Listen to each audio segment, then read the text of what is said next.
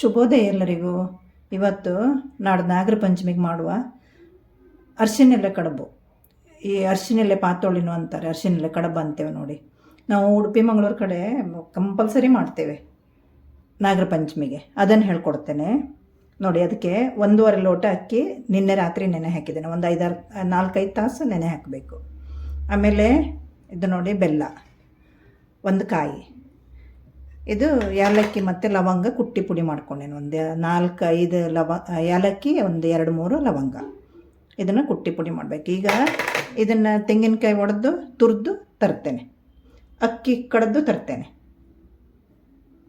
ಹಿಂದೆ ನಾವು ಕಲ್ಲಲ್ಲೆಲ್ಲ ಕಡಿತಿದ್ವಿ, ಈಗ ಕಲ್ಲಿಲ್ಲಲ್ಲ. ಈಗ ಸ್ವಲ್ಪ ಇದ್ದರೆ ಮಿಕ್ಸಿಯಲ್ಲಿ ಕಡಿಯೋದು ಹೆಂಗೆ, ಅಕ್ಕಿನ ನೀರಿಲ್ದಂಗೆ ಇದಕ್ಕೆ ಹಾಕ್ಕೊಂಬಿಡೋದು, ಸೋಸ್ಕೊಂಬಿಡೋದು. ನೆನೆಸಿದ ಅಕ್ಕಿನ ಇದಕ್ಕೆ ಮಿಕ್ಸಿಗೆ ಹಾಕ್ಕೊಂಡು ನೀರು ಹಾಕಬಾರ್ದು, ಹಾಗೇ ಒಂದು ಸಲ ಪುಡಿ ಮಾಡ್ಕೋಬೇಕು. ಮಾಡಿ ತೋರಿಸ್ತೇನೆ ನೋಡಿ, ಈಸಿ ಆಗಿಬಿಡ್ತದೆ ನಿಮಗೆ. ಈಗ ನೋಡಿ, ಇದನ್ನು ನೀರು ಹಾಕದೇನೆ ಹಾಗೆ ನಾವು ಅಕ್ಕಿ ಡ್ರೈ ನೆನೆಸಿದ ಅಕ್ಕಿನ ನೀರು ಹಾಕದೇನೆ ಹಿಂಗೆ ಪುಡಿ ಮಾಡ್ಕೊಂಬಿಟ್ರೆ ಆಯ್ತು. ಎಷ್ಟು ನೈಸಾಗಿದೆ ನೋಡಿ. ಇಲ್ಲಿ ನೋಡಿ, ಹಿಂಗೆ ಗಟ್ಟಿಯಾಗಿ ಬೇಗ ನೈಸಾಗಿಬಿಡ್ತದೆ. ಒಂದು 4-5 ಸುತ್ತು ತಿರುಗಿಸಿ ಸಾಕು, ನೈಸಾಗಿಬಿಡ್ತದೆ. ಈಗ ಏನು ಮಾಡೋಣ, ಒಂಚೂರು 1-2-3 ಸ್ಪೂನು ನೀರು ಹಾಕ್ಕೊಂಡ್ರೆ ಸಾಕು. ಇನ್ನೊಂದು ಸಲ ಕಡ್ದು ಬಂದರೆ ಆಯಿತು. 1-2 ಸುತ್ತಿಗೆ ನೈಸಾಗಿಬಿಡ್ತದೆ. ಈಗ ಕಡ್ದು ತಂದೆ ನೋಡಿ.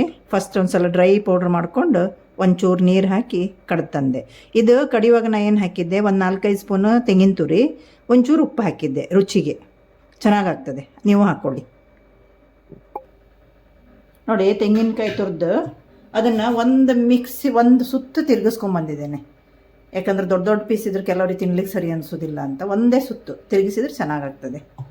ಈಗ ಇಲ್ಲಿ ಪಾತ್ರೆ ಇಟ್ಟಿದೆ ನೋಡಿ, ಬಿಸಿಯಾಗಿದೆ. ಅದಕ್ಕೆ ಒಂಚೂರು ತುಪ್ಪ ಹಾಕೊಂಡ್ಬಿಡುವ, ತಳ ಹಿಡಿಬಾರ್ದಂತ. ಒಂದು 1 ಸ್ಪೂನ್ ತುಪ್ಪ ಹಾಕೊಂಡ್ಬಿಟ್ರೆ ಆಯ್ತು. ಇದು ನೋಡಿ, ಹಿಂಗೆ ತಳ ಹಿಡಿಬಾರ್ದಂತ. ಇದಕ್ಕೀಗ ಬೆಲ್ಲ ಹಾಕುವ. ಬೆಲ್ಲ ಅಂದಾಜು ಆಗ್ಬಿಡ್ತದೆ ನಿಮ್ಗೆ. ಇದರಲ್ಲಿ 1/4 kg ಇರ್ಬೋದು. ಪುಡಿ ಮಾಡ್ಕೊಂಡ್ಬಿಟ್ಟೆ ಅಂತೇನೆ, ಅಂದರೆ ಬೇಗ ನೀರಾಗಲಿ ಅಂತ ಪುಡಿ ಮಾಡ್ಕೊಂಡೆ. ಒಂದು ಕಾಯಿಗೆ 200 ಗ್ರಾಮ್ ಅಷ್ಟು ಆಗುವಷ್ಟು ಬೆಲ್ಲ ಬೇಕು ನೋಡಿ. ಈಗ ನಿಮಗೆ ಈ ಬೆಲ್ಲ ಕರಗಿದ ತಕ್ಷಣ, ತೆಂಗಿನ ತುರಿ ಹಾಕಿದ ತಕ್ಷಣ ಗೊತ್ತಾಗ್ಬಿಡ್ತದೆ. ಇದು ಹಿಂಗೆ ಹಾಕ್ಬೇಕಂತನಿಲ್ಲ, ತೆಂಗಿನ ತುರಿಗೆ ಬೆಲ್ಲ ಕಲಸಿನೂ ಡೈರೆಕ್ಟ್ ಹಿಟ್ಟಿಗೆ ಹಚ್ಬೋದು. ಅದೇನಾಗ್ತದೆ, ಬೇಯುವಾಗ ಒಂಚೂರು ಬೆಲ್ಲ ನೀರಾಗಿ ಕೆಳಗೆಲ್ಲ ಬಿದ್ದಿರ್ತದೆ. ಅದಕ್ಕಿಂತ ಇದು ಜೋರಿಗೆ ಇಟ್ಕೊಂಬಿಡಿ.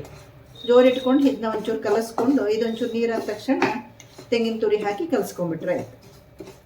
ಅದು ತಣ್ಣಗಾದ್ಮೇಲೆ ಕೆಳಗೆ ನೀರು ಇಳಿಯೋದಿಲ್ಲ, ಕಡುಬು ಬೇಯುವಾಗ ನೀರು ಇಳಿಯೋದಿಲ್ಲ. ಈಗ ನೋಡಿ, ಇದಕ್ಕೆ ಕೊಬ್ಬರಿ ಹಾಕೊಂಬಿಡುವ, ತೆಂಗಿನಕಾಯಿ ಹಾಕೊಂಬಿಡುವ. ಇದು ಜೋರೇ ಇಟ್ಕೊಂಬಿಡಿ, ಏನು ಸಣ್ಣ ಇಟ್ಕೋಬೇಕಂತ ಏನಿಲ್ಲ. 1-2 ನಿಮಿಷ ಅದು ನೀರೆಲ್ಲ ಆರಿ ರಸ ಕೆಳಗಿಳಿಬಾರ್ದಂತ ಮಾಡ್ಕೊಳ್ಳೋದು. ಈಗ ನೋಡಿ, ಇದು ಹಾಕಿದ್ದೇನೆ. ಇದು ತೆಂಗಿನಕಾಯಿ ನೀವು ಒಂದು ಮಿಕ್ಸಿ ಮಾಡ್ಕೊಂಡು ನಡೀತದೆ, ಮಿಕ್ಸಿ ಮಾಡ್ಕೊಂಡಿಲ್ಲ ಅಂದ್ರೂ ನಡೀತದೆ. ಮಿಕ್ಸಿ ಮಾಡಿಕೊಂಡು ಸ್ವಲ್ಪ ನೈಸ್ ಇರ್ತದೆ ಅಂತ. ಇದು ನೋಡಿ, ಏಲಕ್ಕಿ ಮತ್ತು ಇದು ಹಾಕ್ಕೊಂಡೆ. ಈಗ ಈ ಟೈಮಲ್ಲಿ ನಿಮಗೆ ಗೊತ್ತಾಗ್ತದೆ, ಇನ್ನು ಸ್ವಲ್ಪ ಬೆಲ್ಲ ಕಮ್ಮಿ ಆಯ್ತಂದರೆ ಬೆಲ್ಲ ಹಾಕೋಬೋದು. ಬೆಲ್ಲ ಕಮ್ಮಿ ಬೇಕಂದವ್ರು ಬೆಲ್ಲ ಕಮ್ಮಿ ಹಾಕೋಬೋದು, ಹೆಚ್ಚು ಬೇಕಂದವ್ರು ಹೆಚ್ಚು ಹಾಕೋಬೋದು ನೋಡಿ. ಒಂದು 5 ನಿಮಿಷ ಹಿಂಗೆ ಆಡಿಸಿದ್ರೆ ಸಾಕು.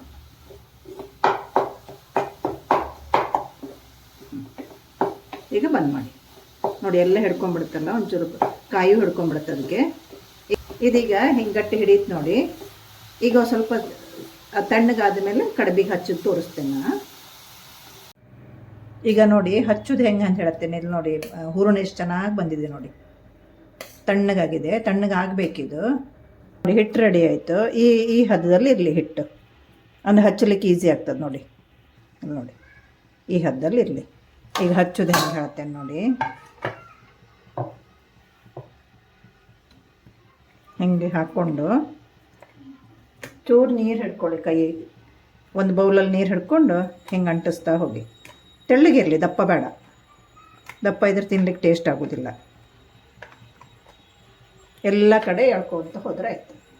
ಕೈಗೆ ಅಂಟಂತಂದ್ರೆ ಇದೆ, ಒಂಚೂರು ನೀರು ಕೈಗೆ ಅಂಟಿಸ್ಕೊಂಡು ಹಿಂಗೆ ಹಾಕಿ ನೋಡಿ, ಹಿಂಗೆ ಹಾಕಿ. ಈಗ ಮಧ್ಯದಲ್ಲಿ ಹೂರಣ ಹಾಕುವ. ಜಾಸ್ತಿ ಸ್ವೀಟು, ಜಾಸ್ತಿ ಮಸಾಲೆ, ಇದು ಹೂರಣ ಇಷ್ಟಪಡೋರು ಜಾಸ್ತಿ ಹಾಕ್ಕೊಳ್ಳಿ, ಕಡಿಮೆ ಬೇಕಂದ್ರೆ ಕಡಿಮೆ ಹಾಕ್ಕೊಳ್ಳಿ. ಜಾಸ್ತಿ ಇದ್ರೆ ಚೆನ್ನಾಗಿ ಅನ್ನಿಸ್ತದೆ ನೋಡಿ. ಹೆಂಗೆ ಮಾಡೋದು, ಮಧ್ಯದಲ್ಲಿಡೋದು, ಹಿಂಗೆ ಮುಚ್ಚಿಟ್ಬಿಡು. ಈ ಸೈಡ್ ಒಂಚೂರು ಪ್ರೆಸ್ ಮಾಡಿ. ಈಗ ಇನ್ನೊಂದು ಹಾಕುವ.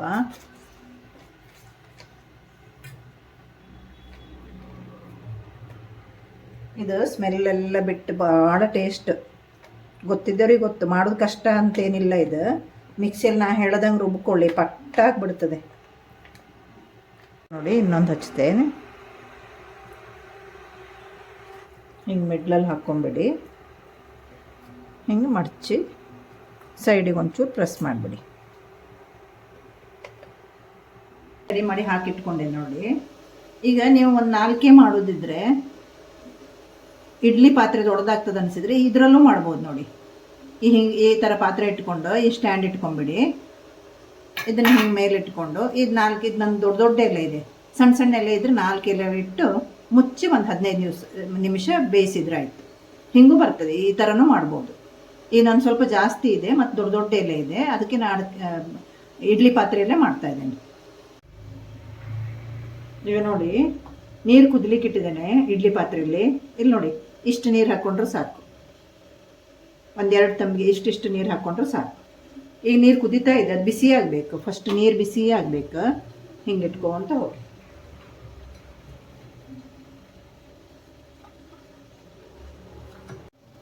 ಈಗ ಆಯ್ತು ನೋಡಿ, ಮುಚ್ಚಿಟ್ಬಿಡುವ.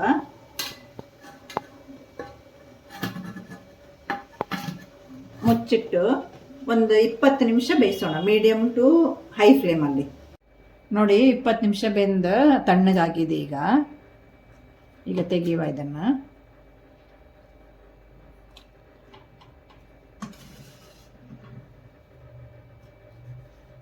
ನೋಡಿ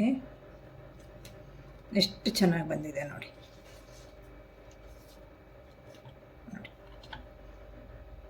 ಮೆತ್ತಗೆ ಇರ್ತದೆ, ತುಂಬ ಚೆನ್ನಾಗಿ ಬರ್ತದೆ. ಇಲ್ಲಿ ನೋಡಿ, ಬಿಸಿ ಇದೆ ನೋಡಿ,